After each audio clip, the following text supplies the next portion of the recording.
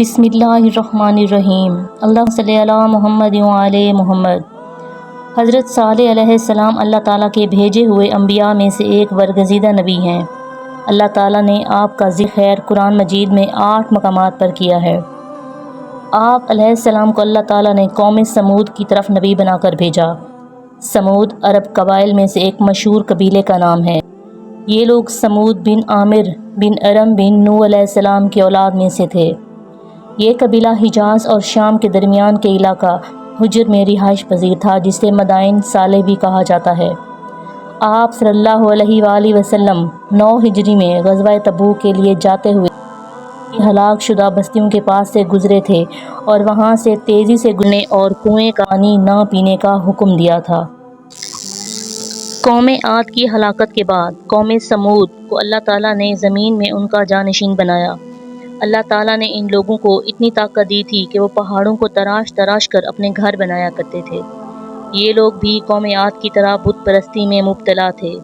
انہوں نے قوم عاد کے واقعات جاننے کے باوجود ان سے عبرت حاصل نہ کی۔ حضرت صالح علیہ السلام اسی قوم کے ایک شریف خاندان میں سے تھے، جنہیں اللہ تعالیٰ نے قوم کی ہدایت کے لیے نبی بنا کر بھیجا۔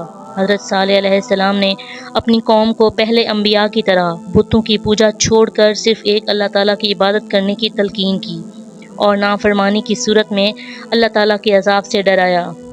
کچھ لوگ تو ایمان لے آئے، لیکن اکثر نے حضرت صالح علیہ السلام کی بات ماننے سے انکار کر دیا۔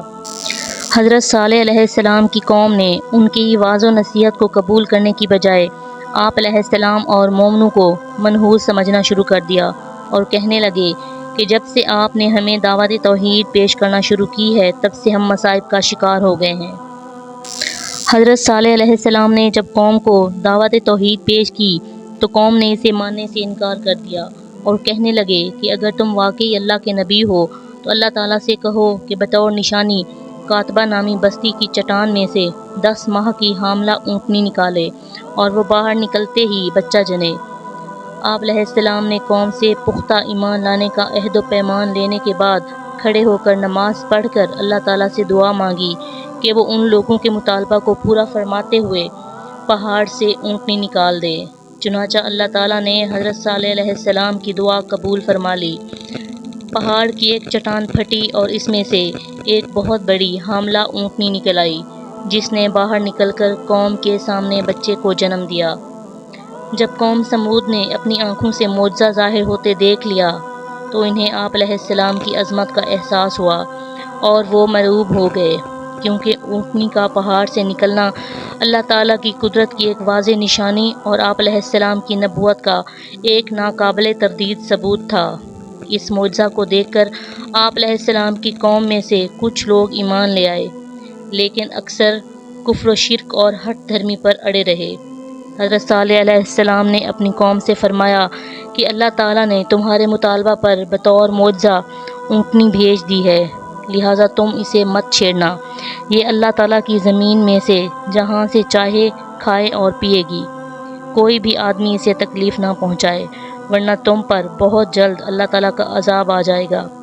وہ اونٹنی ان میں موجود رہی، وہ جہاں چاہتی چرتی۔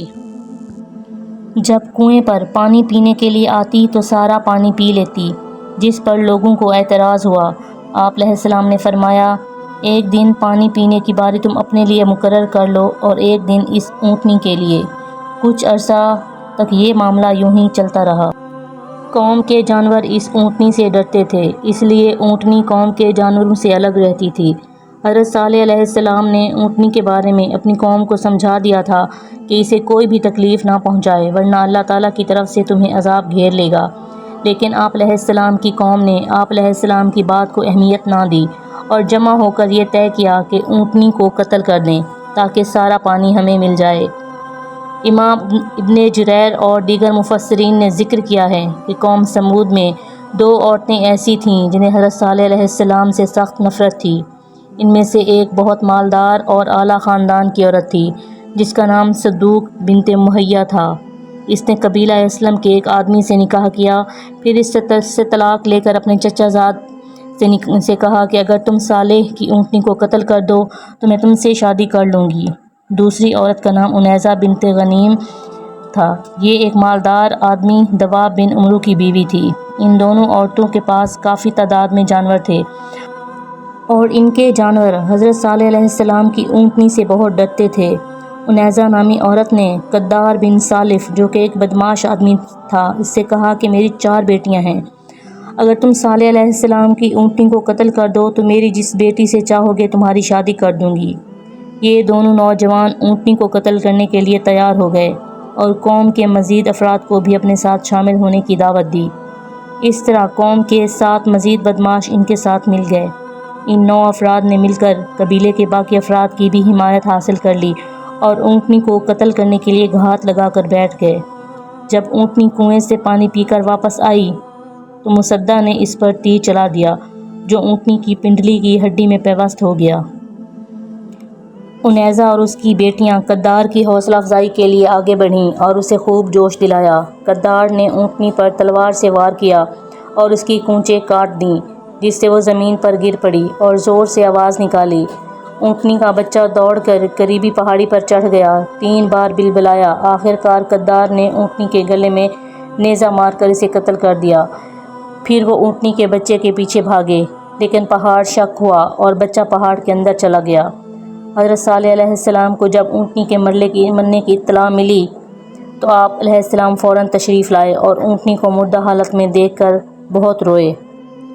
حضرت صالح علیہ السلام نے اونٹنی کو مردہ حالت میں دیکھ کر اپنی قوم سے مخاطب ہو کر کہا کہ اب تمہیں 3 دن کی مہلت ہے، تم اپنے انجام کا انتظار کرو۔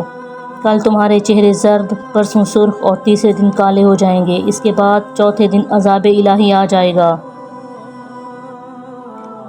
حضرت صالح علیہ السلام کی پیشین گوئی کے مطابق دوسرے دن ہی عذاب الہی کی علامات ظاہر ہونے لگیں اور لوگوں کو اپنے بارے میں فکر ہونے لگی۔ انہوں نے حضرت صالح علیہ السلام سے عذاب کو ٹالنے کی صورت دریافت کی اور اونٹنی کے بچے کو بھی تلاش کیا مگر وہ نہ ملا۔ آخر کار انہوں نے حضرت صالح علیہ السلام کو شہید کرنے کا منصوبہ بنایا، لیکن حضرت صالح علیہ السلام کو اللہ تعالیٰ نے ان کی قوم کے برے ارادے سے آگاہ کر دیا اور آپ رات ہی رات میں وہاں سے نکل گئے۔ جب قوم سمود نے حضرت صالح علیہ السلام کو ملنے والے معجزہ کی ناقدری کی اور اونٹنی کو ہلاک کر دیا تو اللہ تعالیٰ نے حضرت صالح علیہ السلام کی پیشین گوئی کے مطابق قوم سمود پر اپنا عذاب نازل فرمایا۔ انہوں نے اونٹنی کو بدھ کے دن قتل کیا تھا۔ وہ جمعرات، جمعہ اور ہفتہ کے دن تک زندہ رہے۔ اتوار کے دن صبح کے وقت اللہ تعالیٰ نے ان پر آسمان کی طرف سے ہیبت ناک چیخ مسلط کر دی، زمین میں زلزلہ برپا کیا جس سے تمام کفار کے جسموں پر کپ کپی طاری ہو گئی۔ وہ اپنے گھروں میں جیسے بیٹھے تھے ویسے ہی بیٹھے بیٹھے بے جان جسموں میں تبدیل ہو گئے۔ صرف وہ لوگ زندہ بچے جو حضرت صالح علیہ السلام کی تعلیمات کے مطابق اللہ تعالیٰ پر ایمان لائے تھے۔